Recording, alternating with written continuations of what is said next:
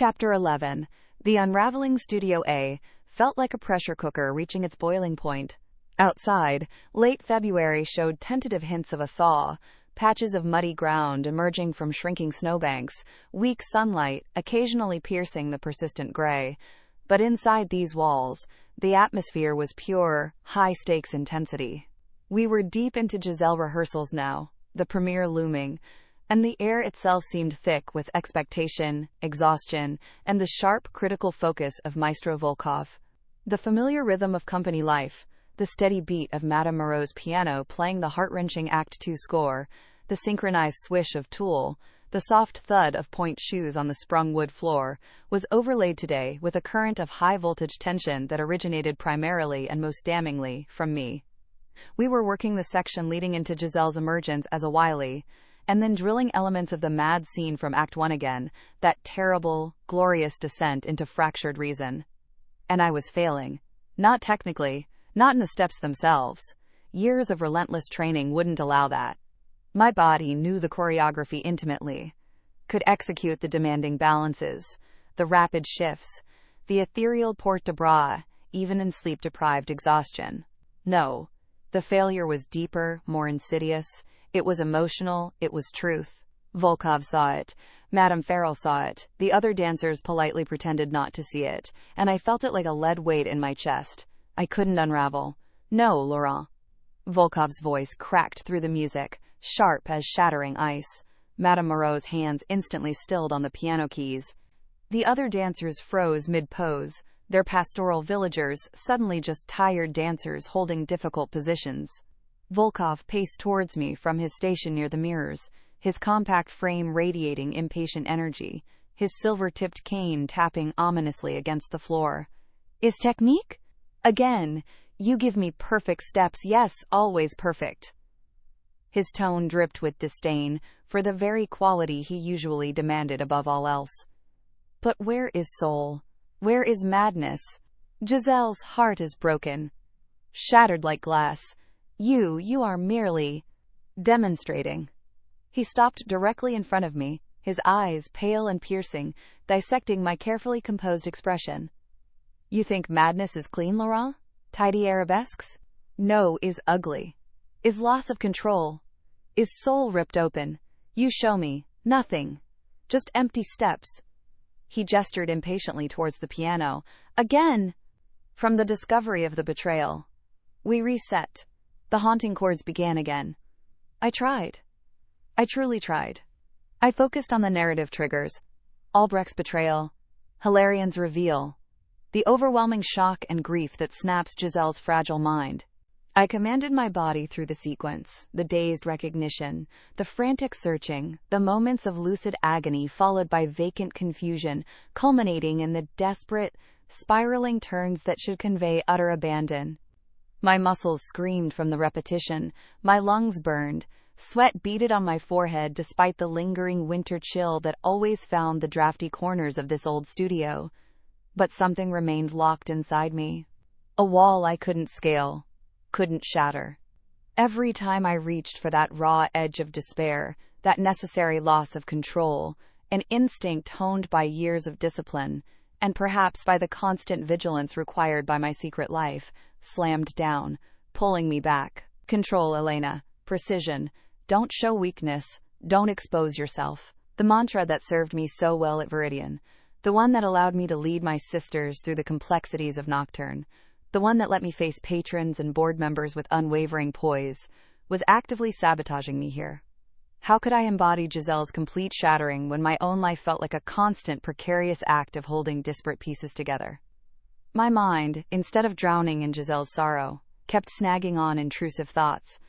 A flash of the damp, shadowed basement at O'Malley's during our last meeting, the weight of the other's anxieties pressing in. A wave of worry for Ashlyn, pushing herself to the brink, her exhaustion, a mirror I didn't want to look into. The image of Abuela, her quiet pride mixed with a sadness I couldn't quite decipher, fueling the relentless need to protect her, a need met through the hidden demands of Nocturne. And then, inevitably, the memory of the gala balcony, the snow falling softly outside, the unexpected, dangerous warmth of Julian Stonewall's proximity, the intensity in his eyes just before. I shut the thought down immediately, fiercely. That was a complication I absolutely could not afford to dwell on now. No, still no. Volkov's cane hit the floor with a sharp crack, making me flinch. You are thinking, Laurent. Too much thinking. Giselle does not think, she feels, she breaks. You are calculating the angle of your despair. He threw his hands up towards the high ceiling.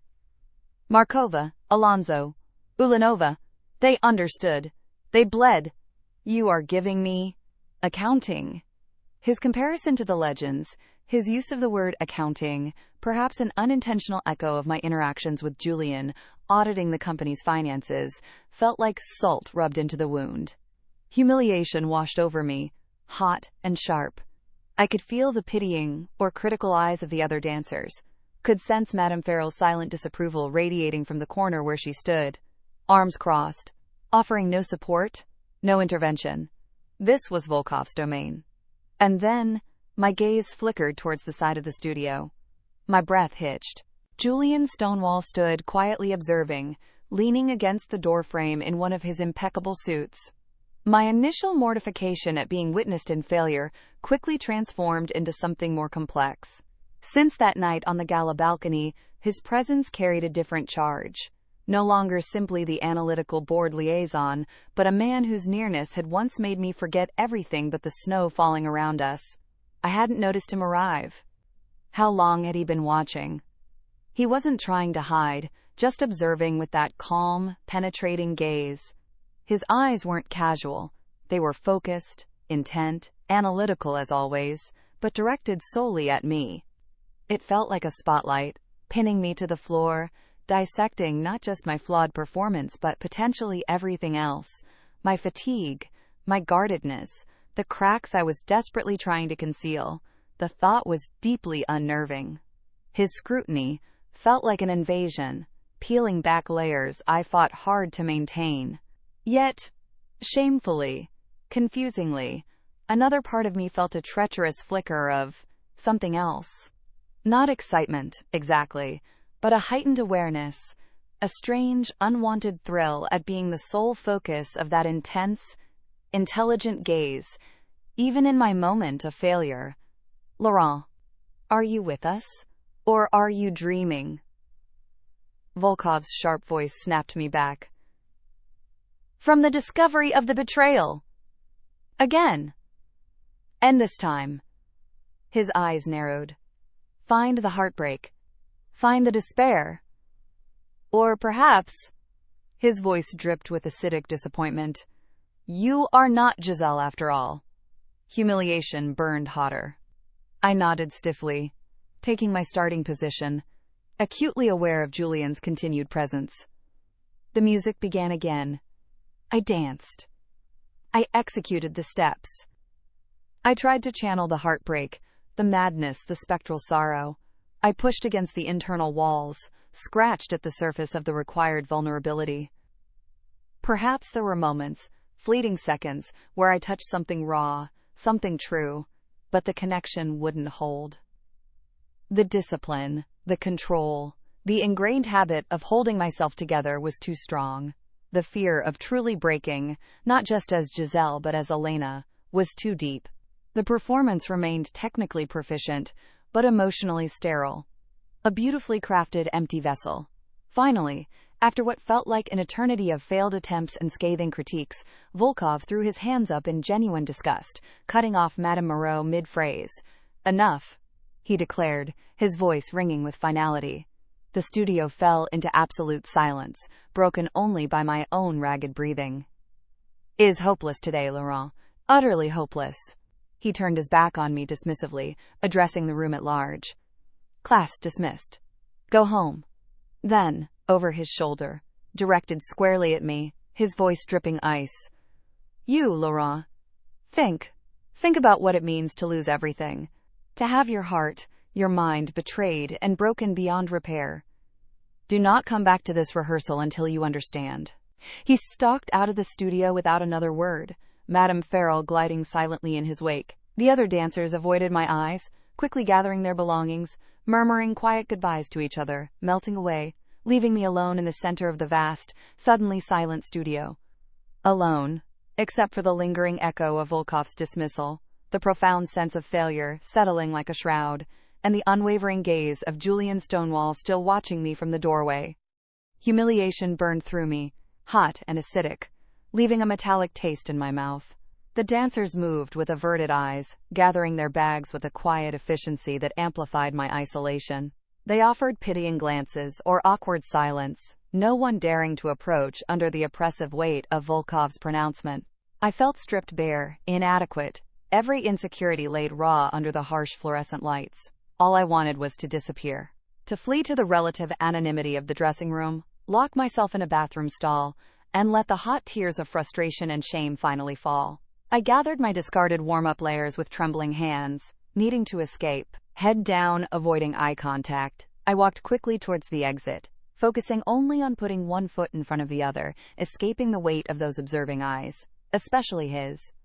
My path took me down the administrative corridor, usually quieter than the studio hallways. I needed the back stairwell, the less used route towards the dressing rooms. As I neared the turn that led past Martha's workshop, I saw him, Julian, standing just outside her slightly ajar door, concluding a conversation. Martha's back was mostly turned to me, but I could see Julian's profile, his expression, intent, focused, that familiar analytical concentration, knitting his brows. And then I heard his voice, low but carrying clearly in the relative quiet of the corridor. Appreciate you tracking which dancers turn in that specific brand of shoes most frequently for the signing project, Martha, he was saying, his tone polite, professional, yet chillingly detached. The correlation data is helpful. Correlation data. The phrase slammed into me like a physical blow. Tracking dancers' shoes. The signing project. It all clicked together with sickening clarity. The gala fundraiser. His quote, innovative idea. It wasn't just about raising money. It was cover. It was a tool for his investigation. He was actively, deliberately scrutinizing us, tracking us individually, using the signed shoe collection as a means to gather data on our equipment usage, likely trying to correlate it with the inflated budget numbers he couldn't reconcile. A surge of protective fury, fierce and hot, washed through me, instantly incinerating the shame and vulnerability left over from rehearsal. This wasn't just about me anymore. This was about May, working herself to the bone for her family. About Tommy, fighting for every opportunity. About Ashlyn, dancing through exhaustion. About all of us, struggling in ways he couldn't begin to understand from behind his spreadsheets. He was scrutinizing all of us, reducing our lives, our work, our secrets to data points on his spreadsheet. My retreat towards the dressing room forgotten, I changed direction mid-stride, walking directly towards him. He had just turned away from Martha's door, perhaps heading back towards his own temporary office or the building exit. Mr. Stonewall. My voice came out low, tight, vibrating with controlled anger. It stopped him in his tracks. He turned, surprise flickering briefly in his eyes, before his usual composed analytical mess hissed back into place. He waited, one eyebrow slightly raised. I stepped closer, closing the distance between us, until I could see the faint lines of concentration around his eyes, smell the subtle, clean scent of expensive wool and faint cologne that clung to him even here, in the less glamorous corridors of the academy. I dropped the professional formality like shedding a heavy costume. A word? Ms. Laurent? His tone was perfectly neutral, betraying nothing. Is everything all right? The implicit reference to my disastrous rehearsal hung in the air. No, Mr. Stonewall, everything is decidedly not all right, I replied, my voice dangerously quiet. I happened to overhear the end of your conversation with Martha. I saw a flicker, barely perceptible, behind his calm gray eyes. Confirmation. Tracking which dancers turn in which shoes. I repeated his words back to him, letting the question hang heavy with accusation. Collecting, quote, correlation data? What exactly is the nature of your investigation here? Beyond, of course, the standard assessment of financial health you mentioned. I took another step closer, forcing him to meet my gaze directly. Your constant presence at rehearsals, your sudden intense interest in point shoe lifespans, this project, it feels less like bored oversight and more like active surveillance. My voice gained heat, fueled by righteous anger. Are you timing our exits now? Counting our plies per shoe? Cross-referencing studio hours with perceived wear and tear? What numbers are you really trying to reconcile, Mr. Stonewall? And why does it feel like you're treating the dancers themselves as the primary suspects? The accusation hung between us, raw and direct. Are we assets to be monitored? Or artists? His reaction was subtle, controlled, but undeniable. A slight tightening of his jaw, a brief narrowing of his eyes, before his expression smoothed again into professional impenetrability. He didn't look away, just held my furious gaze with that infuriating, analytical calm. "Ms. Laurent," he began, his voice perfectly level, betraying no surprise or defensiveness. "My role on the Foundation, as the Stonewall liaison, requires a thorough understanding of all operational aspects of the company the Foundation supports. That includes resource allocation, inventory management, and equipment lifespan. Ensuring resources are used effectively and accounted for properly is standard fiduciary responsibility. It's essential for the company's long-term health." "Fiduciary responsibility?" I echoed, my voice dangerously quiet. "Is that what you call tracking individual dancers' worn-out shoes? Using a fundraising initiative as a pretext to gather data on us?" My hands clenched at my sides. This wasn't just about me anymore. This was about May working herself to exhaustion for her family's medical bills. About Tommy fighting for proper training. About all 12 of us, struggling in ways he couldn't begin to understand from behind his spreadsheets. We pour our blood, sweat, and tears onto that studio floor.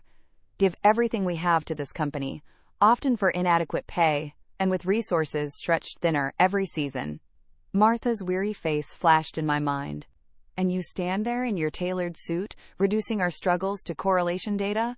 The frustration and humiliation from the Giselle rehearsal bled into my voice, making it tremble slightly despite my anger. "Do you factor the human cost into your calculations, Mr. Stonewall?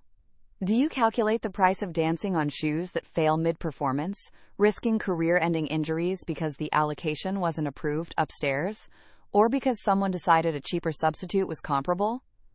Throughout my outburst, he remained still, his gaze steady. The air between us crackled, thick not just with my anger and his infuriating calm, but with the unresolved memory of the gala balcony. The cold air, the falling snow, the intensity that had flared between us. Did he feel it too? That confusing echo of intimacy warring with this sudden, raw conflict? I couldn't read his expression. Was that grudging respect in his eyes as I defended my sisters? Or was it just detached analysis, filing away my emotional outburst as further data? He finally spoke, his voice still quiet, controlled. "My assessment is comprehensive, Ms. Laurent. It looks at all factors impacting the company's operational efficiency and financial stability, including procurement processes, supplier relationships, inventory controls, and usage patterns. No single element is viewed in isolation." It was a masterclass in corporate deflection. He admitted nothing, denied nothing explicitly, simply reframed his scrutiny as standard, objective analysis. He hadn't addressed the human cost. The impasse was absolute. He wouldn't give me a straight answer, wouldn't admit the targeted nature of his investigation that I now knew, with chilling certainty, was real. He would hide behind procedure, behind fiduciary duty, while continuing to treat us like numbers, like potential liabilities. A cold resolve settled over me, displacing the heat of my anger. Fine. If he wanted to play this game, so could we. But he wouldn't do it unchallenged. "Find your discrepancies in the ledgers, Mr. Stonewall," I said, my voice dropping to an icy whisper, deliberately reclaiming the formality he clung to. "Analyze your spreadsheets, but leave the dancers out of your calculations. We are not numbers. We are the reason this company exists." Without waiting for a response, I turned sharply and walked away, my back straight, despite the tremor in my hands. The battle lines were drawn. Julian Stonewall was actively scrutinizing us, a danger to our carefully constructed double lives. The irony wasn't lost on me. In rehearsal, I couldn't access Giselle's emotional breakdown, couldn't let go of my rigid control. But here, in this corridor, facing a threat to everything I'd built, everything I protected, I felt my carefully constructed world beginning to crack. The unraveling had begun. And yet, walking away from him, I felt more determined than ever. If Volkov wanted me to understand what it meant to lose everything, to have my heart and mind broken beyond repair. Well, I already knew. I'd been dancing on that edge every night at Nocturne. And I would continue dancing there, continue protecting my sisters no matter the cost.